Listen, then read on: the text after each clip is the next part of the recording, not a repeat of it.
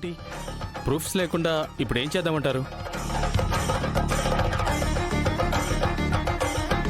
Sir, గుళ్ళో ఒక ఆవిడ ఉంది సార్. ఆవిడకి చూపు లేదు, కానీ ఆ రోజు తాళి తీసి నా మెడలో కట్టిన వాడిని గుర్తుపట్టగలరు సార్. హౌ? బ్లైండ్ లేడీ ఎలా గుర్తుపడుతుంది? ఆ అమ్మవారి తాళి దొంగ ఎవరో కాని ఆ రాత్రి కంగారులో నా చేయి తొక్కేశాడమ్మా. చేయి తొక్కిన వాడిని ఎలా గుర్తుపడతారు బామ్మ?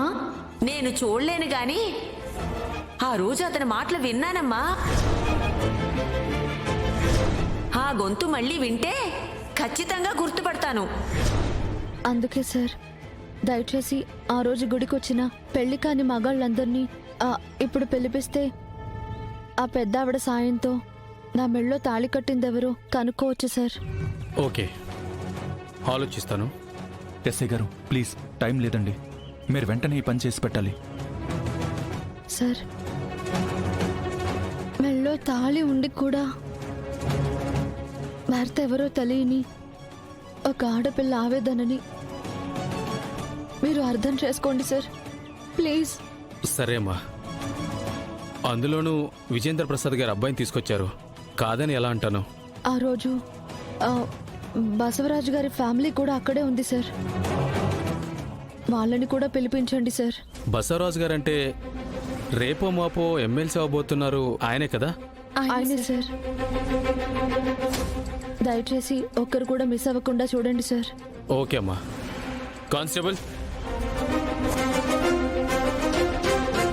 సార్, అమ్మవారి తల్లి గుళ్ళో దొంగతనం జరిగిన రోజు గుడికొచ్చిన బ్యాచిలర్స్ మగాళ్ళందరినీ ఇమీడియట్గా రప్పించాలి. వాళ్ళతో పాటు వేరే అనుమానితులు ఎవరైనా ఉన్నా కానీ వాళ్ళు కూడా అటెండ్ అవ్వాలి. ఓకే సార్, నేను చూసుకుంటాను. Thank you sir. నువ్వేం కంగారు పడకమ్మా.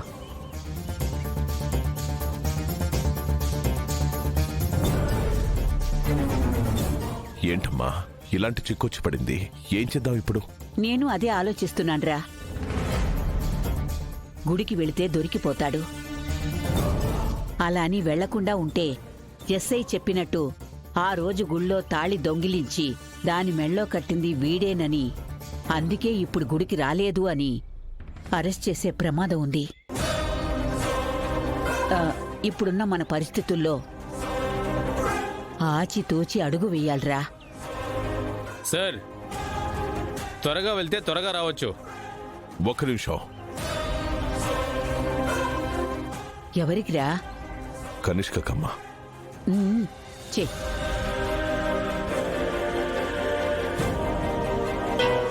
అమ్మా, ఒక్క నిమిషం, అలా ఇప్పుడే వస్తాను.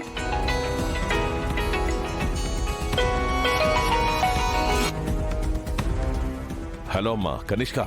మావయ్య, మేమందరం ఫుల్ రెడీ అయిపోయాం. కాసేపట్లో స్టార్ట్ అయిపోతాం మావయ్య.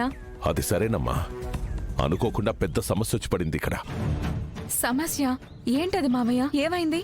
ఇంటికి ఎస్ఐ వచ్చి సిద్ధుని గుడికి రమ్మంటున్నాడమ్మా.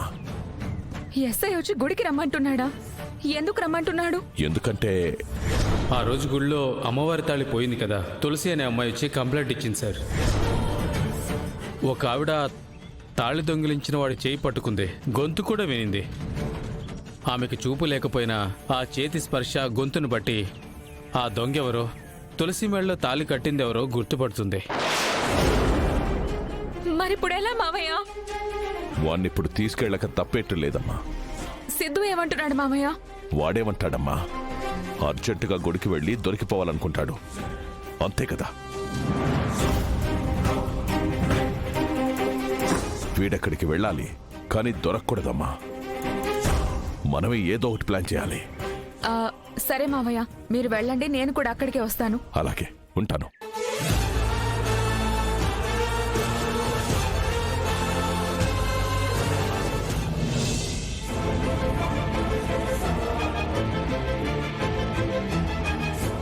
ఎస్ఐ గారు, ఆలయ ధర్మకర్తగా అక్కడ ఏం జరుగుతుందో నాకు తెలియాలి కదా. పదండి, నేను వస్తాను. ఏంటన్నా, నువ్వు కూడా వస్తావా? రావాలి కదా, నీ పెళ్లి చెయ్యాలి కదా. సరేనన్నా. కలిసి వెళ్దాం పదండి. పద.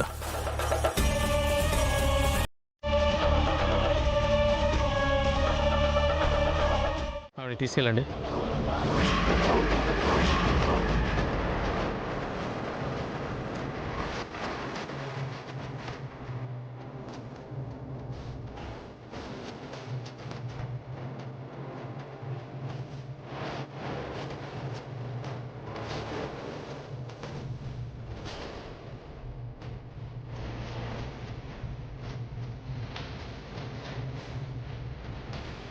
బాబు మీ పేరు?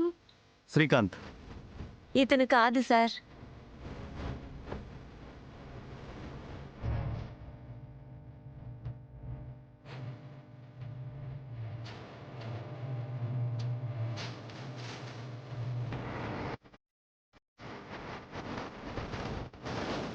బాబు నీ పేరేంటయ్యా? అశోక్ బామ్మగారు. ఇతను కూడా కాదు సార్.